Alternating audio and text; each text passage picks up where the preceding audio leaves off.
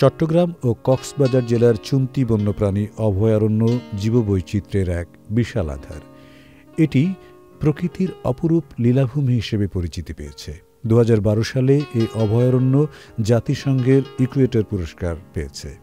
Asian হাতি, হরিণ, সাম্বার, নানা প্রজাতির স্তন্যপায়ী, উভচর, সরীসৃপ এবং 53 প্রজাতির পাখি রয়েছে এই অভয়ারণ্যে।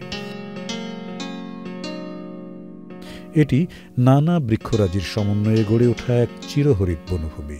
চট্টগ্রাম জেলার লোহাগড়া, বাঁশখালী ও কক্সবাজার জেলার চকরিয়া সহ 7টি সংরক্ষিত বনভূমি নিয়ে এ অরণ্য গড়ে উঠেছে। NRBC ব্যাংক, সুখবর প্রতিদিন।